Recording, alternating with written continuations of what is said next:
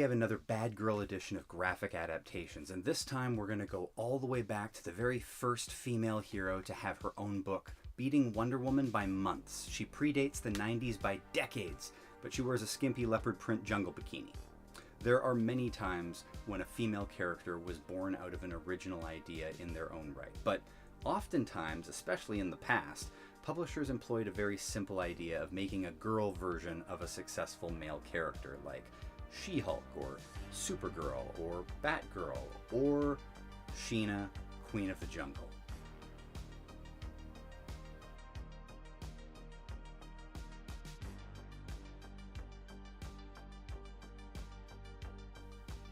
Sheena starts life as a female Tarzan. Both of these creations are products of their time for the white middle-class people who would have been the audience. Both of these characters share the great white savior trope, being white babies raised in the jungle to become the strongest protector of their tribe. Tarzan has an even more troubling history in his novels of hating, murdering, and even proudly lynching indigenous people. Tarzan was created in 1912 and got his comic strip in 1929. So it's not entirely surprising to see that unabashed level of bigotry, is it? Sheena first appeared in 1938, so their both being problematic for racial and sexually political issues is a very real topic and worth discussing, but that's not where the focus of this video is going to be. In fact, I'm specifically choosing a recent run of Sheena, written by a woman, to see how things have come along since 1938. There have been numerous runs in various formats and mediums, starting with her first self-titled book. The original comics were female Tarzan and not much more.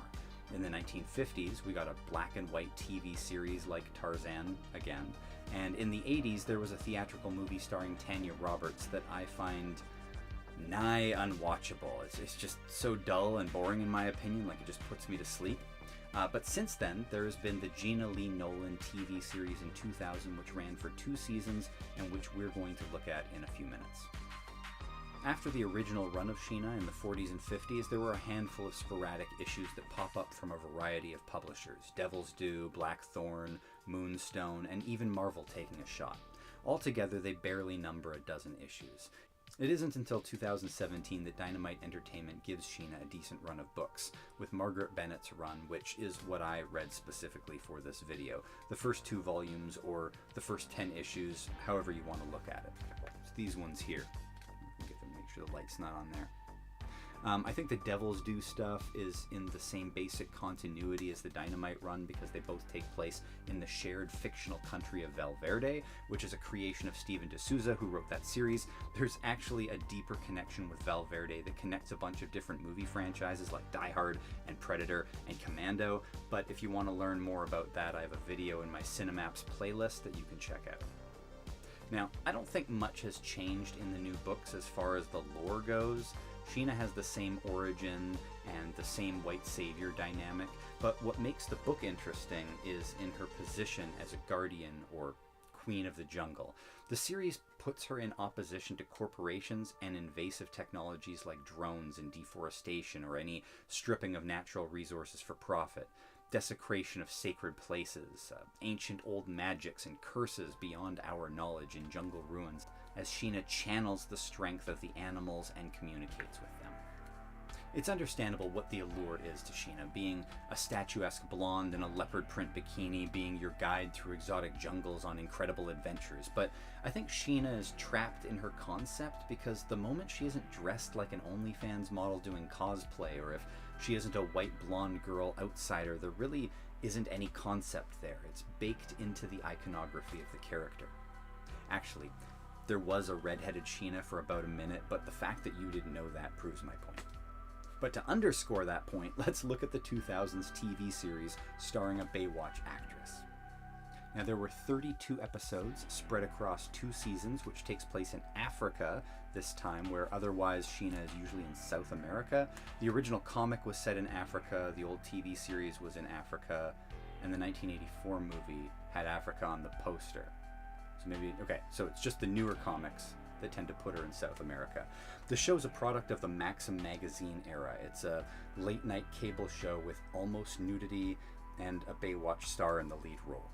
Sheena also has new powers that I don't think show up anywhere else. She can still communicate with animals, but She can now also turn into animals fully, as well as sort of a half-animal, half-human naked mud babe called the Daroknar. The Daroknar is sort of a local legend that guards the jungle. I think this was a decision to give the series another visual element, as well as maybe more easily believable physical threat than the beautiful Gina Lee Nolan.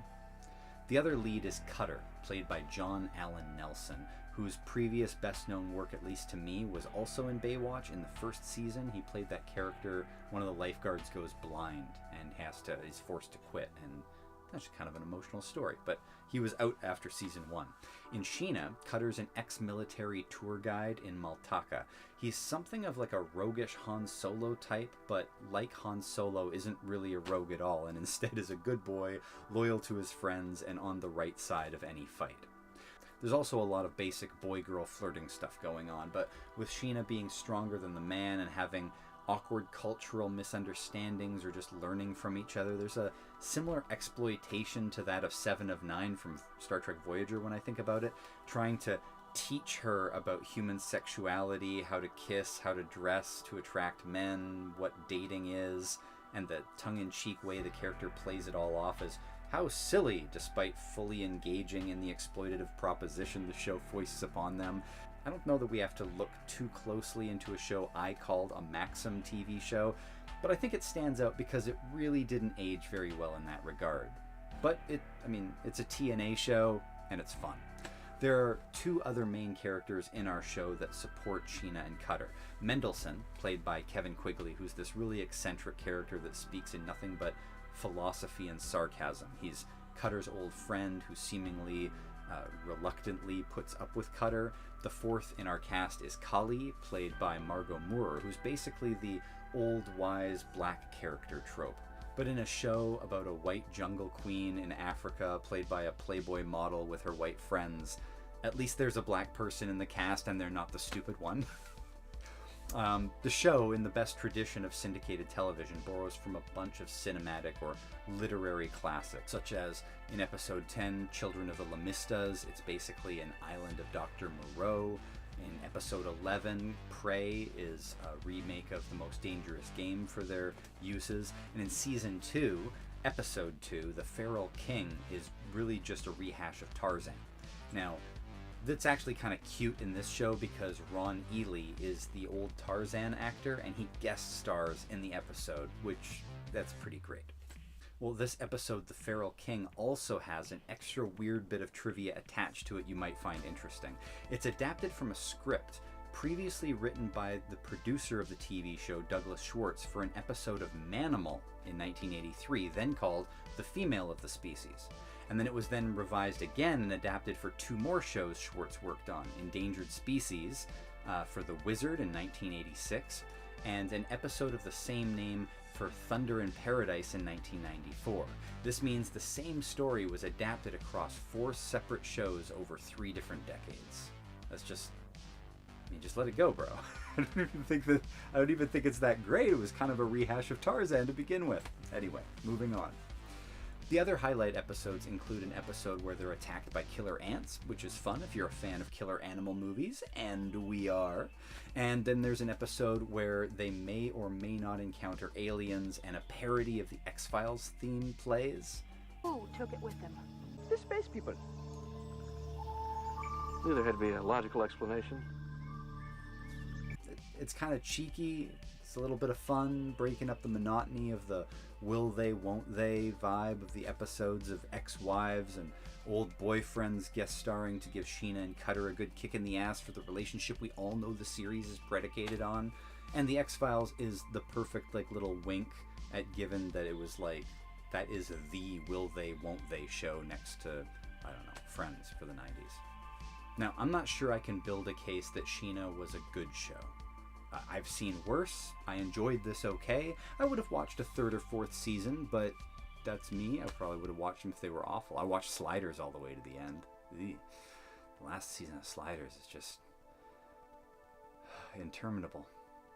As a production, to bring Sheena back to the small screen and continue her legacy, I think this show works just fine.